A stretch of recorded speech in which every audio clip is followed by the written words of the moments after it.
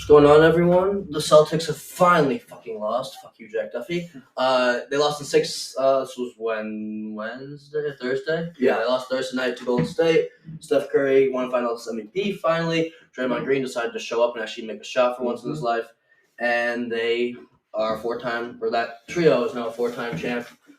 And that was a pretty good series, honestly. I thought you had him in 6, I'm pretty sure, right? You had Golden State in 6. Yeah, I had Golden State in 7. We did. both had Golden State, so Graham got that one right. And what are your overall thoughts on the series and what this does for Steph's legacy, though? Steph's legacy is the big thing. I mean, Clay and Draymond, too, they all have 4 championship rings now. And, the only blemish on Steph Curry's record was this Finals MVP, and he got it. And people were saying he couldn't win without KD, too. And he really did control the whole series. Mm-hmm. He had 5 really good games. I mean, obviously, Game 5 was he went 0 for 9, but it doesn't matter because he scored 34 points and had 7 rebounds and 7 assists in a game that mattered. And for Boston, it's going to be the same. They're going to run the same team back next year. They're young. Now they have championship or finals experience. But I just look back to that Game 5 when Steph went 0 for 9 and Clay didn't have a great game either, and you still lose that game. I don't know how that happens. Well, it's Jaylen Brown and Jason Tatum won. Like, Jason Tatum has a deep bag, but I don't understand why you would just drive into 4 people at a time and just turn the ball over. Like, they turned the ball over a ridiculous amount of times in those last 3 games. Tatum had the most turnovers by anyone in a playoff run ever. It was terrible. And he struggled with that before, but they were able to overcome it in past series, but they couldn't in this one. And also, Tatum's going to get a lot of hate, and he deserves the hate in those finals because he was not good in really any game. He had one average game. Yes, one average game, in the finals, and every other game he played was not good. And he didn't show up in Game 5 when they needed him. He did not, or was Game 5 a good game? Yeah, Game 5 was a decent game. So Game 6, when they needed him to show up at home, he did not show up at all in the second half. 13 points. And he was awful in all second halves in the entire series. Like, he was terrible in every single game. I just felt like he checked out a little bit. I don't know. He really did not show up in this series, and it was quite an up and down playoff run for him because he was so good coming into it. Well, what's really unfortunate, too, is Jaylen Brown played great throughout the entirety of the series. He did. If you get a good, not even a great Jason Tatum, a good Jason Tatum to play with a great Jaylen Brown, you win that series. I mean, so did Robert Williams. Al Horford had a good series. Marcus Smart was up and down. He's not I know he had 9 assists, and he does get a lot of assists, but I just don't see him as, like, this true point guard who can run the offense. They don't really have a true point guard. That's why the turnovers are so, out. Right, but the thing is, even if you got, a Rubio, prime Rubio, prime Rondo, whatever, Jason Tatum and Jaylen Brown are isolation players. They just need the ball. So I don't know how you get this true point guard to run the offense. It's super interesting. And the other thing is, now people are finding out, okay, they're just ISO guys. So how are we going to – so if you can guard one, which Wiggins did, Wiggins, snatched fucking Jason Tatum's soul this series. Yeah, he did. If you do that and you stop one of them, they're not really that hard of a team to beat because, they're just Jaylen Tatum, Jaylen Brown. They don't really have other scoring. Yeah. I never thought their bench was that deep, and they're not. Grant Williams and Peyton Pritchard, they're 2 guys off the bench. They don't really score much. Yeah, and Peyton Pritchard is in the game solely to score. So when he's not scoring, he is a negative out there. Yeah. I like 0 points in 8 minutes. Grant Williams, 3 points. Derek White, 2 points. All in a elimination game. I mean, you got to get something else off your bench besides that.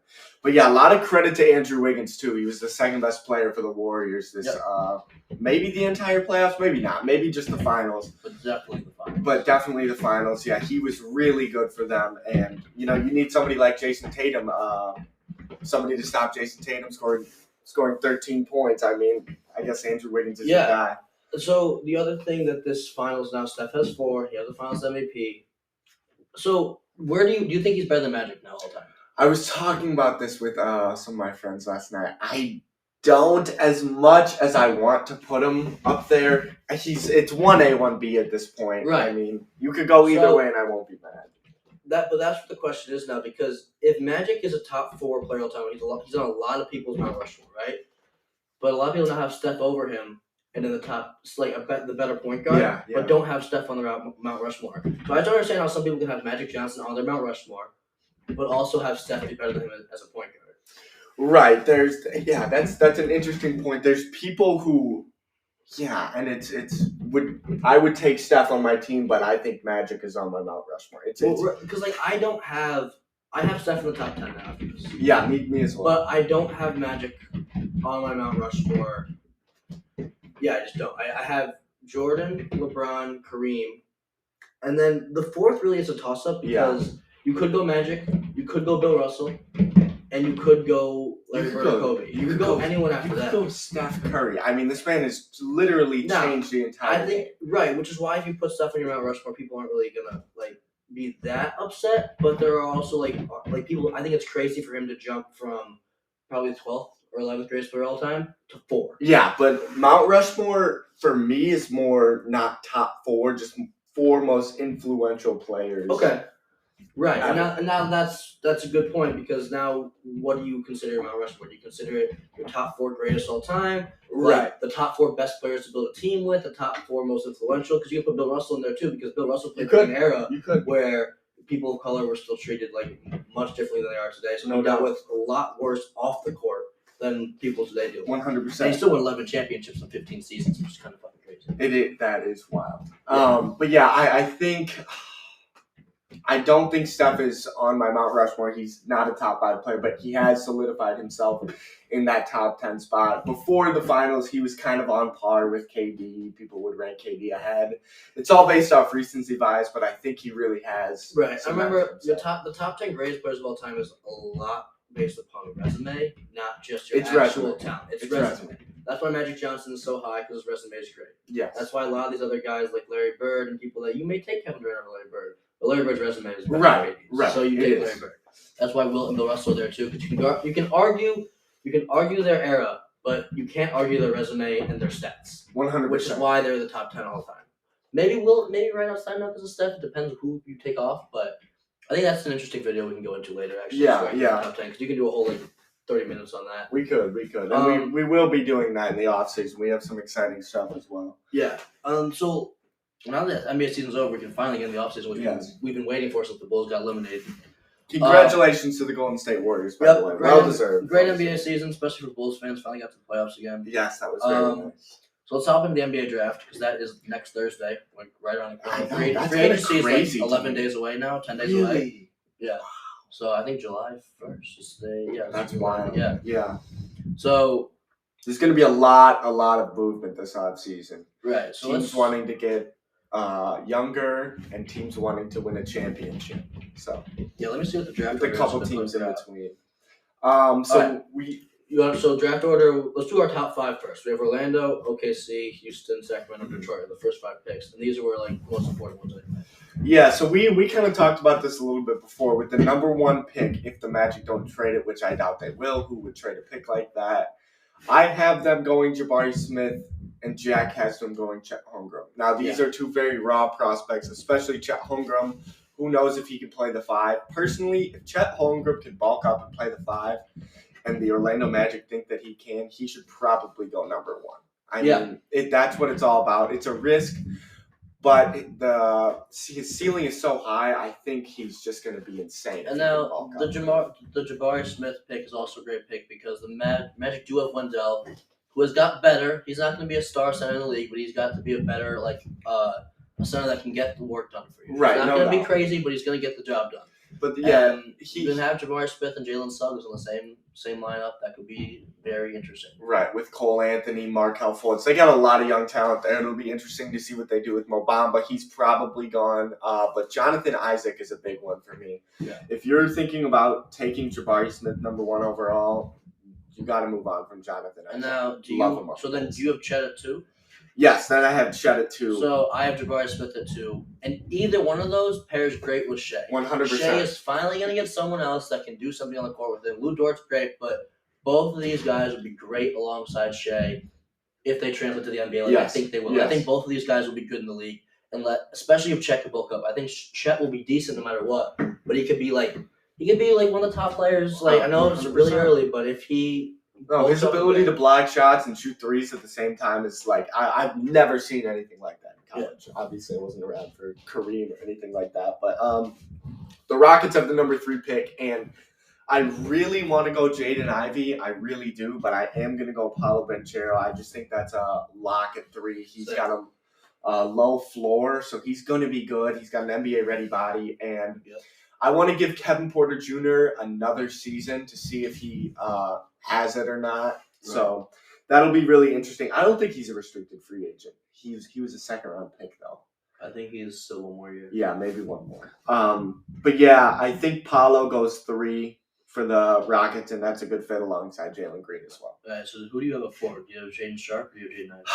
At 4, it's Sacramento, so they can't pick Jaden Ivey. You shouldn't. You just gave De'Aaron Fox all that money. Why the hell would you take Jaden Ivey? And you have Davion Mitchell as well. Right. So why would you take – I know you want to take best available, but what is the point in paying De'Aaron Fox pretty much a max deal for as much money he could have got? Yeah. Drafting Davion Mitchell-Lester, who showed good signs this year as well, and then taking another point guard, so it's going to take – the development will be skewed for one of those 3. 100%. And I don't know why you do that. So, I'd go Shaedon Sharpe for the for the Kings. I mean, he's the Davion Mitchell thing, and that was their fault when they picked him at 9 last year. I don't know why they did that. He's a really good player. I think he's really good, but it's just he doesn't fit. They have a point guard there who they're committed to, so why are they drafting another one? Yeah, they need a big. They 100% do. So maybe they trade down. Maybe they take Keegan Murray at 6. I was thinking that too. Yeah. So maybe they trade down a pick or 2 because it would be another second-round pick. 100%. Maybe an AJ Griffin type player too, but that might be a little bit of a reach at 4. But at 5, I have Ivy. At 5, I have Ivy as well. Okay. I think that can be interchangeable. Him and Cade can both play 1 and 2. Yeah. I think that can be interesting. The reason I don't think it works on Sacramento is because, 1, De'Aaron Fox can't shoot the ball. No. So you can't put him in the shooting guard. Yeah. And I don't want Jaden Ivey playing off the ball either. Yeah. Cade Cunningham can play off the ball because he can shoot. Right. And you can, mix rotations. Swing Case is great coach. You can mix rotations to see one guy one time, both at the same time. Yeah. The Detroit Pistons are going to be a really good team soon. They got Sadiq Bey. Isaiah Stewart's good too. They have a lot of they might mess around and trade for DeAndre Ayton this summer. Who knows? But they're going to be good. Do you really want to go? I don't know if we have to go all the way through to 14, the draft lottery. I'd rather just the Bulls pick. No. And then the one guy that I think is underrated that will go is predicted 9 or 8 right now, Jalen Duren from Memphis. I think he's. I don't know why he's slipping. I think he's a dominant big. I think honestly, if Sacramento wants to trade down and get a big, that would be a good guy to go after. 100%. He played well against Chet against Gonzaga. See, the thing is about guys like that, which is kind of almost like Ayton. Ayton can shoot maybe a little bit more, but they have ceilings, like visible ceilings. Like he's never going to be able to shoot the 3 ball. But he does I've seen him shoot in the tournament. We all did. Yes, and his fundamentals, form and stuff, can be worked upon to get to the point where he can shoot mid-range anywhere 15 to 18 feet. Right, and if he can consistently hit that, because Ayton has never been able to super consistently, players like Bam too, just can't go to the next level because they can't hit mid-range shots like Embiid or Jokic. Right. But if you can do that, that's all you need. He's super athletic, can block shots, grab rebounds, do anything else besides shoot the ball and maybe pass. I don't know how good his playmaking is, but yeah, he looks uber athletic. And I really like him for whoever team's going to get him. He's been slipping. He came into this year as top 3 pick, and now he's looking 9 or 10. Yeah. And then let's just go the Bulls pick because I want E.J. Liddell. I think he's had a great workout with the Bulls. He's gone back for a second one, I want to say. He went back the other day. The Bulls like him. Arturas Karnisovas is great at drafting. He drafted Jokic from Denver a while ago. Io was a great steal in the second round this past year. So I like E.J. Liddell if we don't trade the pick for something else. Yeah, I mean, he's a 2-way forward. He's 240 pounds, 6'7", and what we just need is a basketball player like that, like Grant Williams or P.J. Tucker. Maybe not as athletic or good on the perimeter defensively, but he's an improved 3-point shooter as well. Yeah, if he can hit that 3 at a 37% clip and also play good defense, that's going to be a really good steal. Also, the Bulls, there's been talks that they might package that pick with Kobe White. Right. So we'll see. That's the Bulls did say they're not willing to give up Patrick Williams in a Gobert trade, which I was happy to hear. I don't think we should give up Patrick Williams any package. I liked that he's working with DeMar now in the offseason. Yeah. I think DeMar will help him get into that mid-range jump shot, more deadly in the mid-range, which is huge. If he can score 15 points per game next year, that'll be deadly. And if Lonzo's healthy, we just got to stay healthy. We just got to stay healthy, and we can be a really good team. And Zach is supposed to sign with us Yeah, we're Reports gonna came out keep that today. on. Reports came out today that he is expected to sign with Chicago, but DeAndre Jordan was expected to sign with the Mavs 5 years ago. Right. He went back. And to then Clippers, players flew to his house and talked him yeah, out so of you it. never fucking know, but good signs right now for the Bulls off the beginning of the offseason. But yeah, we're gonna be a good team. Vooch might be not on the roster next year, which, to be honest, I'm okay with that. I trust Arturis with whatever he feels is necessary, Yeah. whether Vooch is on the team or not. I think Kobe White, regardless, has to go. Yep. I'm not paying him, so we're not going to pay him something than nothing. We have a backup point guard, two of them, and Caruso and Io to soon off the bench. There's really no room for Kobe. Io just took Kobe's spot. Yeah, and that's totally fine. He's Yep. a better defender. He shoots. He can become a better shooter too. Right. If he can become he shot, I think, in the 30% this year, which is not bad at all. I think it was higher 30s, but it's like spot in the playoffs. threes, It was ass. the playoffs is terrible. We need to become a better spot up shooter, knock down important shots. Yes, consistently. But yeah, we got to get bigger. Tristan Thompson can't be it off the bench. He's gone. And like we've always said, shooting and defense. Yep. And don't worry, we're gonna be doing this for every team. What every team needs. We're actually gonna on the TikTok. We're gonna be posting a video starting next week, a daily video of what each team in the NBA needs, and we'll do team by team, starting with the Eastern Conference. Mm-hmm. Let's work down the list. But yeah, now the offseason is finally here. We're going to be cutting a lot more content with the pod and the TikTok, so go check that out. The TikTok is just beat the buzzer, just no space or anything. And then, of course, just come back here for the pod. Probably once for sure a week, maybe twice a week. Especially in free agency, we may do 2 or 3 actually because there's so much to talk and about. we're super into it. So yeah. You can tell the excitement on our faces. Yeah, so draft next Thursday, big day. We'll probably do a pod after the draft, right? Yeah. Next Friday? Yeah, so tune in for that. Thank you guys for tuning in. Great NBA season, and we'll see you guys next time. Congrats to the Warriors.